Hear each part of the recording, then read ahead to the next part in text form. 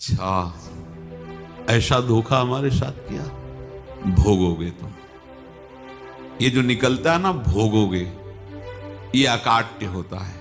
क्योंकि किसी का भी हृदय, मान लो किसी भी जीव जंतु को आप कष्ट दें और उसका हृदय आह भर जाए, तो वो आह वज्र की लीक है, तुम्हें भोगना पड़ेगा। वो आह किसी की ना लेना जिंदगी। कोई ऐसा कोई आह भर करके कह दिया तुम समर्थ हो, हम तो कुछ कर नहीं सकते, वो अंदर से दुख फिर तुम्हारी सामर्थ्य काम नहीं करेगी, मिट्टी में मिला देगी। ऐसा नहीं कि आप जो कर रहे हैं कोई देख नहीं रहा, कोई हिसाब किताब नहीं, जो कर रहे हैं अवश्य में भोक्तव्यम, बहुत सावधान।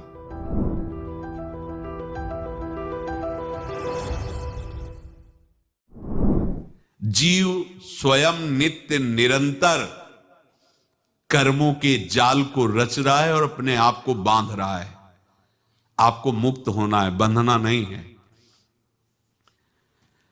जीव का जन्म कर्मों के अनुबंध से होता है, कर्मों के बंधन से होता है, और उसको अपना ऋण चुकाना होता है। कर्मानुबंध ये बहुत सूक्ष्म विषय है।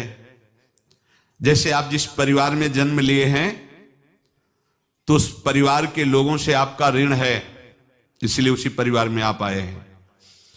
और ऋणानुबंध उसको बिना चुकाए या बिना वसूल किए आप वहां से जाएंगे नहीं। आपको लेना है तो वसूल करना है, और देना है तो चुकाना है। ये पूर्व के जन्मों से निश्चित किया गया है।